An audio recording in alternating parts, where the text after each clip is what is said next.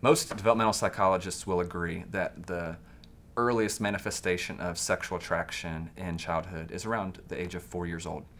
Typically, we have the talk with adolescents, with children, at a much later date. So essentially, this idea of a one-shot discussion around sexuality is kind of the cultural norm for how to breach the topic of sexuality. How do we talk about intercourse? How do we talk about celibacy? How do we engage in relationship on a parental level around the sexuality that's so pervasive in our culture, and from 4 years on is a part of our life's experience. The most effective and most efficient means of staying engaged, of parenting well, is to begin the conversation early, to facilitate discussion at developmentally appropriate times and in developmentally appropriate language. So knowing that from 4 years on, children are experiencing some form of sexual attraction, it's important that we begin the dialogue that early.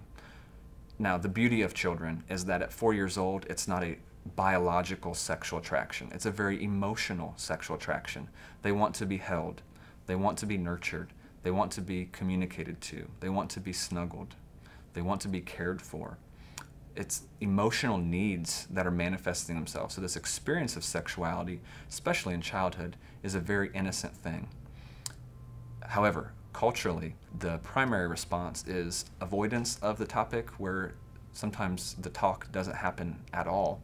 Or if the talk does happen, again, developmentally it happens after exposure to some form of sexual contact. Primary example would be the range for exposure to internet pornography for children ranges anywhere from 5 to 11 years old. Most times the talk that parents have with their children around sexuality doesn't take place until early adolescence or into the teenage years, typically from 12 to 15 or 16 years of age. Chances are, if we rely on that one powerful conversation to communicate everything that a child needs to know about sexuality, we've already missed the boat. The child has been exposed to sexuality in some way, shape, or form, and has begun exploring that sexuality in some way, shape, or form. Innocent playground relationships, flirting, all a part of this healthy developmental approach. There's plenty of stimuli throughout childhood for us as parents to step in, to make sense of. Tell me about your day. I see that you and Susie have spent a lot of time playing and you really like her. Tell me about that. Tell me about what your experience in that relationship is. Typically the assumption is that children have no idea about sexuality or have no idea about relationship or what they're getting from relationship with other people. When, again, as early as kindergarten to first grade, we see the signs of attraction. Again, this very emotional, very innocent form of attraction that takes place, where children are actively trying on the behaviors that they've seen in the home. They try on caring for another person. They try on nurturing another person. They try on humor. They try on all these various forms of relating to other people that are, at some point in our lives, very sexual, very relational in nature. That in and of itself is not problematic. What's problematic is leaving that process untended, of allowing that exploration process to take place without any guidance. Children, in their very nature, seek nurturing. They seek connection. They're seeking relationship. Our role, and I know it's a very taboo topic, it's a very difficult subject to breach with our children, especially when we wait until the famous talk that takes place in the teenage years.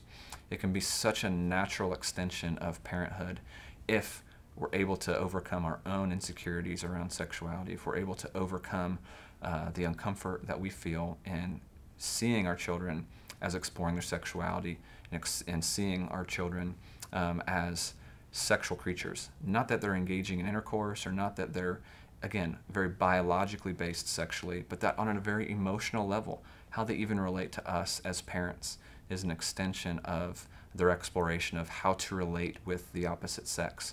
How do I maintain the status of being pleasing or being found desirable, not in overt sexual ways and the very sexualized culture that we live in, but we've lost in many ways the dialogue in parenthood about understanding our children as creatures who seek connection, as creatures who desire to be desired. They long to be longed for. We see that same terminology manifest itself much later in development and the late adolescent, early adulthood years, as people are finding relationships that lead to marriage, trying on these different patterns of behavior and relationship that leave them feeling desired, that leave them feeling longed for.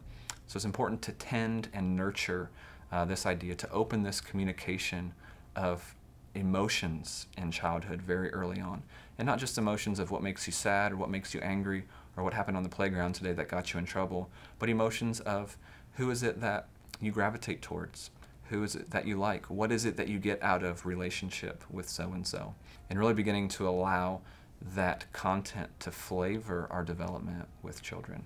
Such an important thing to begin that early on, not wait until that window has opened and then closed and our children have already been exposed to pornography, to sexuality in some way, shape, or form. Because that window's closed, because that opportunity has been missed, children do an amazing job of gravitating towards what they hear first. We as parents really need to work on being the first exposure to our children and engaging the dialogue about sexuality rather than letting the school district, rather than letting the secular world, movie, television, some other form of information to define the reality of sexuality for our children. It's our inherent right, it's our inherent responsibility as parents to be engaged in that way.